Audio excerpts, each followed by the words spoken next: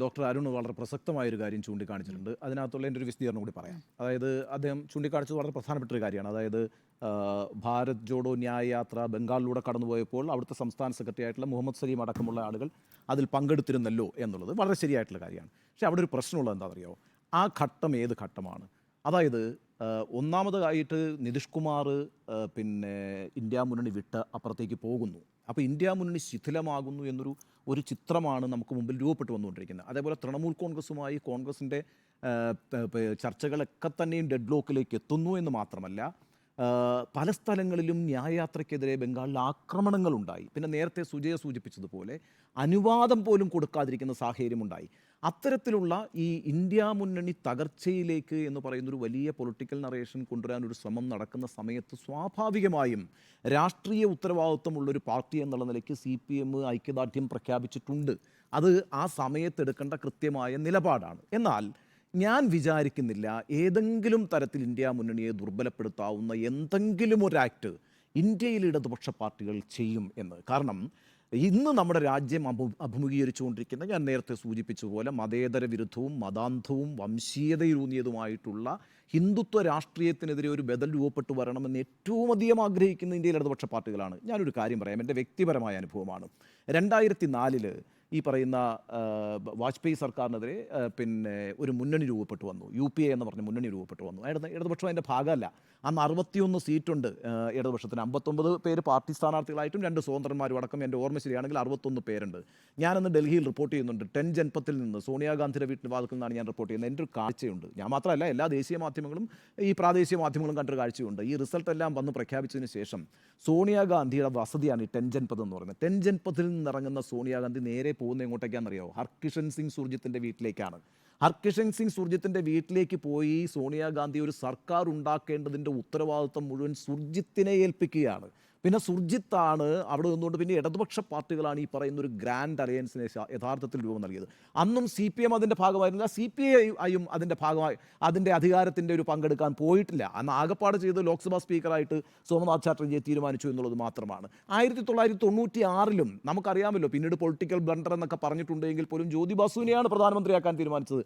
അന്ന് ആ അധികാരത്തിൻ്റെ പിന്നാലെ CPM പോയിട്ടില്ല. CPI അന്നും 2 മന്ത്രിമാർ ആ മന്ത്രിസഭയിലുണ്ടായിരുന്നു. ഞാൻ നേരത്തെ സൂചിപ്പിച്ച പോലെ ഇന്ദ്രജിത് ഗുപ്തയും അതുപോലെ തന്നെ ചതുരാനന്ദ് മിശ്രയും. നോക്കൂ, ഇവിടെ ഈ രാഷ്ട്രീയ സാഹചര്യത്തെ നന്നായി ബോധ്യപ്പെട്ടിട്ടുള്ളത് ഇന്ത്യയിലെ ഇടതുപക്ഷ പ്രസ്ഥാനങ്ങൾക്കാണ്. ആ ഇടതുപക്ഷ പ്രസ്ഥാനങ്ങൾ തന്നെയാണ് എപ്പോഴും ഒരു ബദൽ രാഷ്ട്രീയ ആശയം കൊണ്ടുവരിക. അതുകൊണ്ട് തന്നെയാണ് എത്ര ചുരുങ്ങിയ പാർട്ടിയാണെങ്കിൽ പോലും, ഇത്ര ചുരുങ്ങിയ സീറ്റാണെങ്കിൽ പോലും രാഹുൽ ഗാന്ധി അടക്കമുള്ള ആളുകൾ സീതാറാം യെച്ചൂരി വളരെ പ്രധാനപ്പെട്ട ആളായിട്ട് കാണുന്നത്, എല്ലാ കാര്യങ്ങളും ഇടതുപക്ഷവുമായി ചർച്ച ചെയ്യുന്നത്. അത് UPAയുടെ കാലഘട്ടത്തിലും അങ്ങനെ തന്നെയായിരുന്നു. അപ്പോൾ ഇന്നത്തെ ഒരു രാഷ്ട്രീയ സാഹചര്യം ബോധ്യപ്പെട്ടുകൊണ്ട് ഒരു കാരണവശാലും ഇന്ത്യ മുന്നണിയെ ദുർബലപ്പെടുത്തുന്ന ഒരു കാര്യവും ഇടതുപക്ഷം ചെയ്യില്ല. എന്നാൽ ഞാൻ നേരത്തെ സൂചിപ്പിച്ചതുപോലെ ഈ മുഹമ്മദ് സലീം അടക്കമുള്ള ആളുകൾ പങ്കെടുക്കുന്നത് ആ ന്യായയാത്ര കടന്നു പോകുന്നൊരു ഘട്ടത്തിൽ മാത്രമാണ്.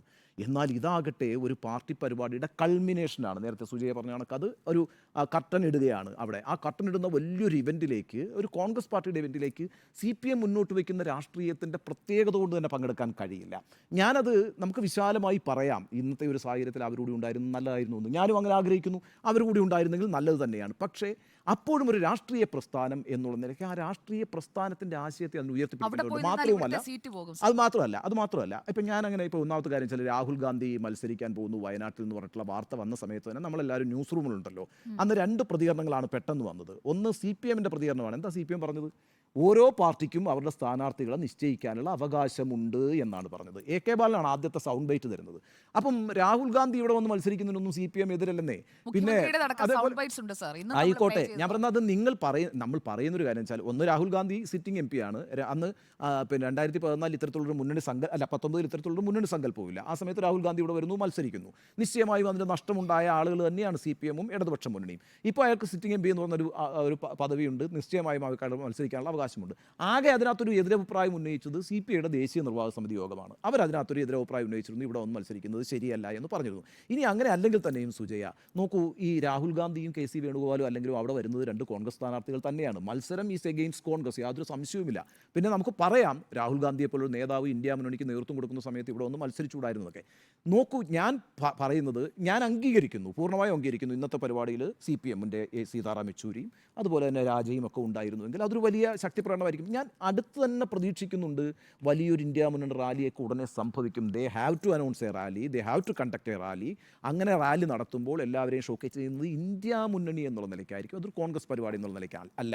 അപ്പോഴും ഞാൻ ഒരു കാര്യം ഒന്നുകൂടി ആവർത്തിച്ച് പറയുന്നു, ഇന്ത്യ മുന്നണിയെ ദുർബലപ്പെടുത്തുന്ന എന്തെങ്കിലും ഒരു നീക്കം ഇടതുപക്ഷത്തിൻ്റെ ഭാഗത്ത് നിന്നാണ് ഉണ്ടാകാൻ പോകാതിരിക്കുന്നത്. കാരണം മറ്റേതൊരു രാഷ്ട്രീയ പാർട്ടി, ഇപ്പം നിതീഷ് കുമാർ തന്നെ പിന്നെ പുഷ്പം പോലെ ഇറങ്ങിപ്പോയൊരു മുന്നണിയാണത്. അപ്പോൾ ഏതെങ്കിലും ഒരു പാർട്ടി ഡിച്ച് ചെയ്താലും ഈ ആശയത്തെ ഡിച്ച് ചെയ്യാത്ത ഏക പാർട്ടിയായിട്ട് നമുക്ക് വിശ്വസിക്കാൻ പറ്റുന്നത് ഇടതുപക്ഷ പാർട്ടികളെ തന്നെയായിരിക്കും. കാരണം ഇന്നത്തെ രാഷ്ട്രീയ സാഹചര്യത്തെക്കുറിച്ച് കൃത്യമായ ബോധ്യമുള്ളൊരു രാഷ്ട്രീയ പ്രസ്ഥാനമാണ് ഇടതുപക്ഷ പ്രസ്ഥാനം. അതുകൊണ്ട് തന്നെ ഈ പറയുന്ന ഇന്ത്യ മുന്നണിയെ ദുർബലപ്പെടുത്തുന്ന ഒരു കാര്യവും ചെയ്യുമെന്ന് ഞാൻ വിചാരിക്കുന്നില്ല. ഇന്നത്തത് CPM-ന്റെ രാഷ്ട്രീയമാണ്, CPI-യുടെ രാഷ്ട്രീയമാണ്, മറ്റത് കോൺഗ്രസിൻ്റെ രാഷ്ട്രീയമാണ്, കോൺഗ്രസിൻ്റെ രാഷ്ട്രീയ പരിപാടിയാണ്. ഇതിലൊരു കാര്യം